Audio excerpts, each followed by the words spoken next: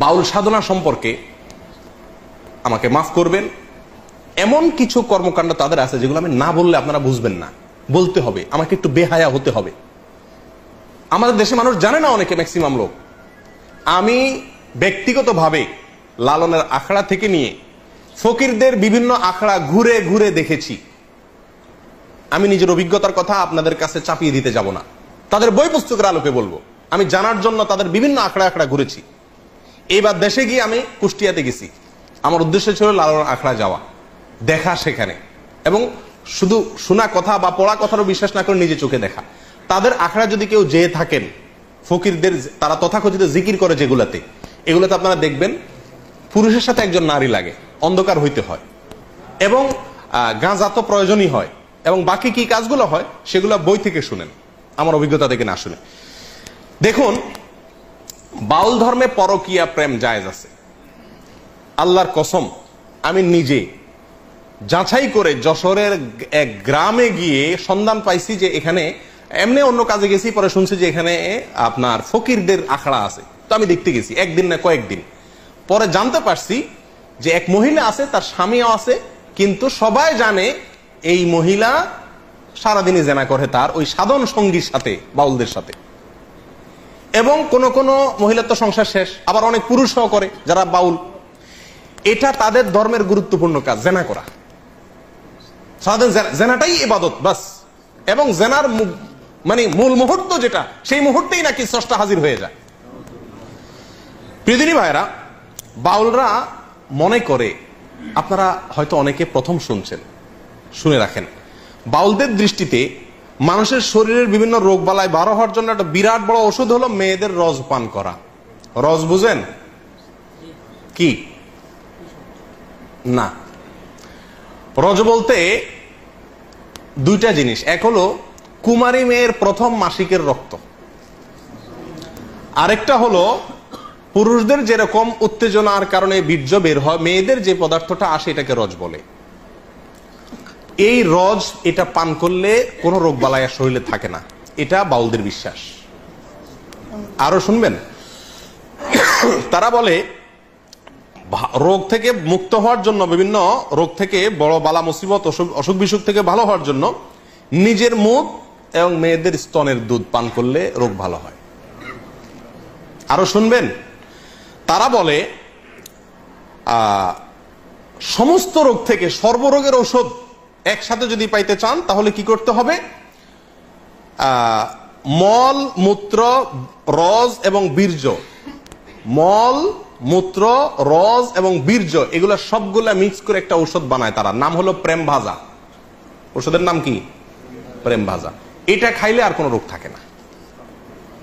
প্রিয়দিনী ভাইরা, আপনারা অনেকে হয়তো বলবেন যে এগুলা গল্প আর কি। আপনি আল্লাহি বাস্তবতা খবর নিয়ে দেখেন, আর খবর নেওয়ার দরকার না, আমি আপনাকে বই পুস্তক থেকে বলছি, তাদের বই পুস্তক থেকে, তাদের ধর্মগ্রন্থ থেকে, তাদের ধর্মীয়, তাদের আচার এবং তাদের সংস্কৃতি, কালচার, এ সংক্রান্ত যে সমস্ত বই পুস্তক আমাদের সমাজে প্রতিষ্ঠিত, গ্রহণযোগ্য, অথেন্টিক, এই সমস্ত বই পুস্তকে লেখা আছে।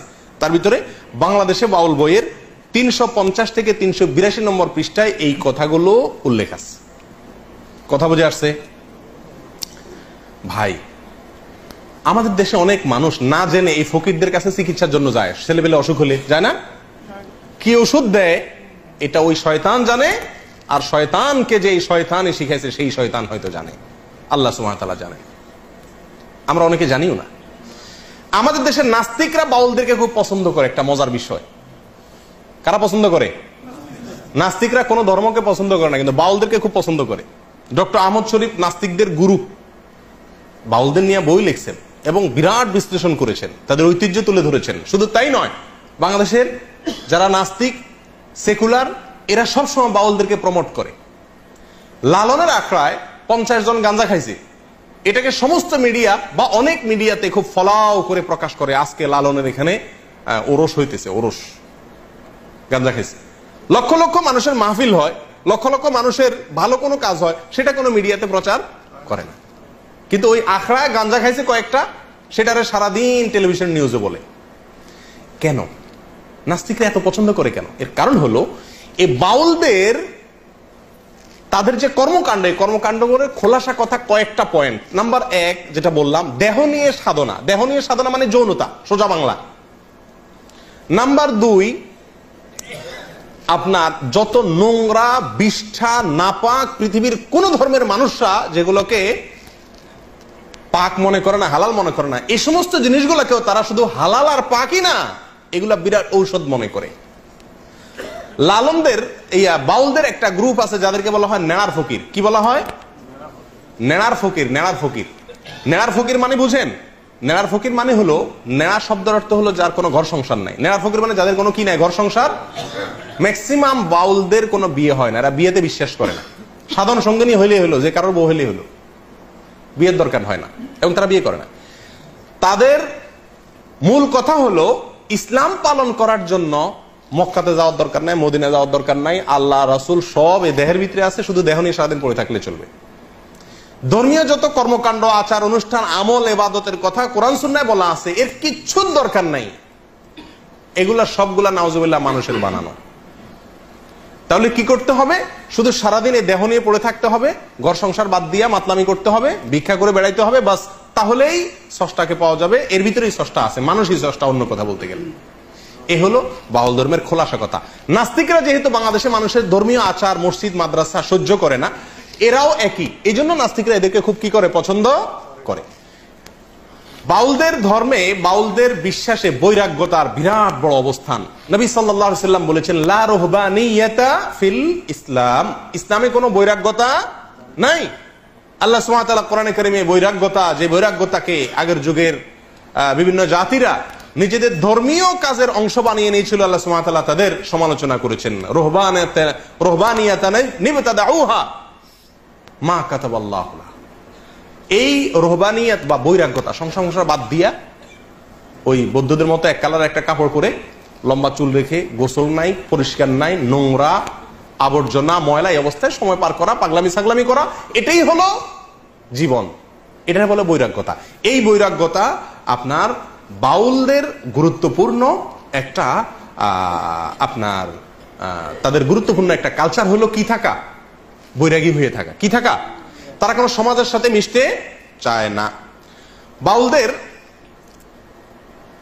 জৈবিক প্রয়োজনে তারা সাধারণ সঙ্গীর সাথে মিশে, সেটা তো ঠিক আছে, ভিক্ষা করে খায়, সেটা তো, এবং তারা নিজেদেরকে বলে আমরা মুক্ত পুরুষ, আমাদের কোনো সমাজের কোনো বন্ধন নাই, আমরা সমাজের কোনো বন্ধন মানি না, যেমনে মনে হচ্ছে এমনি চলি, পাগলের মতো। বুঝে আসছে কথা? এদের হাজার হাজার যে গানগুলো আছে, এই গানগুলোর সম্পর্কে আগেও আপনাদেরকে কিছুটা ধারণা দিয়েছি, এখনো বলছি যে এই গানগুলোর সবগুলাই হলো যৌনতা নির্ভর, এবং যৌনতার বিভিন্ন কৌশল, কলা কৌশল, বিভিন্ন পদ্ধতি, সময়, ক্ষণ ইত্যাদি, এগুলো সব সমস্ত গানে বাতানো আছে। সুধীর চক্রবর্তী নামে বাংলাদেশে একজন লালন গবেষক আছেন, বাউল গবেষক আছেন। এই ভদ্রলোকের একটা বই আছে, এই বইটার নাম হলো গভীর নির্জন পথে। এই বইয়ের 14 নম্বর পৃষ্ঠার প্রথম সংস্করণে উনি লিখেছেন যে বাউলদের গান বুঝতে হলে তাদের পরিভাষা বুঝতে হবে। তারা বলবে একটা, উদ্দেশ্য আরেকটা, সাধারণ মানুষ সবকিছু বুঝে না। তো উনি উপমা দিতে গিয়ে বোঝাইছেন যে, যেমন আমাবস্যা মানে নারীর ঋতুকাল, যখন মাসিক হয় ওইটার আমাবস্যা। লালনদের কোনো গানে যদি আমাবস্যা হয় তাহলে বুঝবেন নারীর ঋতুকালকে বোঝানো হচ্ছে। বাঁকা নদী মানে হলো স্ত্রীর যৌনি, কুমারী মানে কাম, লতা মানে সন্তান, চন্দ্র সাধন মানে হলো মলমূত্র পান। এরকম তাদের বিভিন্ন ভাষা আছে, পরিভাষা আছে। এগুলো আমার বক্তব্য নয়, সুধীর চক্রবর্তীর বক্তব্য। বইয়ের নাম গভীর নির্জন পথে, পৃষ্ঠা নম্বর 14। তাহলে একটা ধারণা পাইছেন তো বাউলদের কর্মকাণ্ড সম্পর্কে?